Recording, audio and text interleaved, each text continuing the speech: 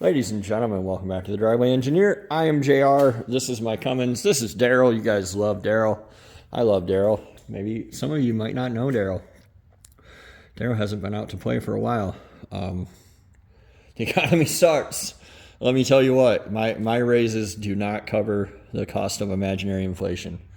But here nor there. I want to do a quick video. I've been asked like a million times why I switched from Powerstroke to a Cummins. And I will tell you, when God closes a door, he opens a window, or opportunity knocks, and I heed the call, what the fuck ever. This engine was $600. That's why. My Powerstroke needed a lot of stuff still. So with the 160 injectors that I built for it, it was going to need tuning. It needed an oil pan. I don't know if the $100 ones fit or not. Some people say they do. Some people say they don't. Some people are fucking stupid. Maybe they're fine. I don't know, right? I would hate to buy a $100 oil pan, find out it doesn't fit, and I can't fix it to fit, and then I need the $300 Moroso pan, for instance. The ZF5 I've had for like a year or so. I pulled that out on F450 in the junkyard. So just to kind of step back for a minute, because I've been drinking beer and I want my beer right now. So my power goal for my truck, for Marv, regardless of engine, is... Oh, this is empty. Son of a bitch. Who did that?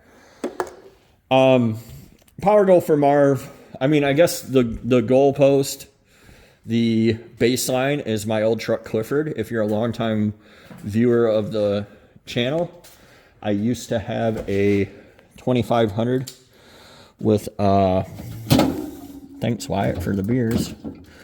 I used to have a 2500 with an 8.1 liter gas motor and an Allison transmission. I love the truck. It did all the work that I need it to do, which is tow something like this, tow something like my camper. Man, 6,000 to 10,000 pound range. Not super heavy tow, right? But I want to do it in a way that's not miserable.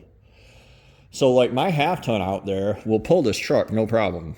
It screams RPM to get up to speed. 8th gear, which is top gear in that truck, my Ram, out of the question, right?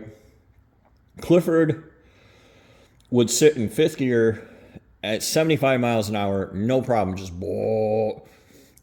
There's actually a towing video of me towing through Tennessee in the mountains, my D100, and it did great, right? It was like 7.5 miles to the gallon, 8 miles to the gallon, but the experience was fine. Like I didn't have to wah, wah. It just pulled the load, right? And I miss that. Like I like getting 24, 25 miles to the gallon average all the time, not when I reset my trip meter, already going 70. All the driving I do, including idling in my driveway for an hour, I get 24 miles to the gallon in that Ram. And I love that. It makes it affordable for me to drive around. But I want a work truck. I want to be able to, with Clifford, it was nice. It had an 8-foot bed. I never cared, right? My wife would be like, can we haul this? I'm like, of course we can haul this. We just didn't care. So enter Marv, right? Marv was a $600, maybe $800. I was looking at that cracked zip tie. I thought the neighbors there had broken my window again. Anyway, Marv was a $600 to $800 Powerstroke that ran and drove. It was a rusty, clapped out piece of shit, and I knew that when I bought it. I didn't really know the extent of it until I tore the cab off, until I made the decision to tear the cab off. The cab was literally sitting on the engine. So I knew it had a rusty manifold. Turned out that it had a rust hole through the head, 2 of them. 7.3s are expensive. Like, with a 160 injector and tuning, and the turbo that I have for it, which is sitting over here. This KC Turbos DIY. It's basically an S300 wheel in a stock housing. So with the 160s, I'd have been in the 320, 350 wheel horsepower, 700 foot-pounds of torque neighborhood. And that's awesome, right? Like, that's where I want to be. Like, my old truck, Clifford, was like 260-ish, 500-ish, I'm guessing, based on dynos from other 8.1 Allison trucks. So, I mean, it would be an upgrade. It would be an upgrade in mileage. So the pan on Clifford was made out of fiberglass. It's a piece of shit. The oil cooler was leaking everywhere. So there's $100 in oil pan, $100 in oil cooler rebuild if I choose to rebuild it myself. The manifold cracked. The exhaust manifold, like one of the new ones that are resurfaced, it cracked when it was all in a bind. It wasn't right. And I tightened it down anyway, and it cracked. So there's just a lot of stuff, right? Like, and it added up, and it depressed me, and that's why it's been sitting out there forever. I don't know about you guys, but for me, a project that just needs another 100, another 100, it winds up sitting, right? Like, it gets overwhelming, and I'm like, man, fuck this. I'm going to go do something else where I can actually make progress. So it sat out there for 2 years now. I put Super Duty axles in it, which is probably a thing I should not have embarked on, but I did, right? So then I got to make a track bar mount. Or buy one. I got to make radius arm mounts. I got to do this. I got to do that. I got to get a rear axle out of the junkyard, and they weigh 100 gorillion pounds, and I don't want to tote it. And it adds up, right? Like, you can overwhelm yourself with the project, which I'm as guilty of. I warn you guys against. I'm warning you guys against it because I know that you can do it. So anyway, it just kind of occurred to me, like, to sell my injectors I have them listed for $800. If I get $600-700, I don't care, right? It covers the cost of this motor. And then I needed a clutch and a flywheel for my ZF5 anyway, because Marv was an automatic. So I'm not even going to count that cost. I already have the ZF5. To sell the turbo, I have it listed at $500. If I get it for $300 or $400, I don't care. My adapter plate, I found the measurements for the Cummins and the ZF5 on the internet, and I had a friend cut them out, and it worked fine. I drew up a program for him. I used to be a machinist, journeyman, so before I was an engineer. So that kind of stuff comes naturally. There's a guy called Mark Fuchs. Fuchs?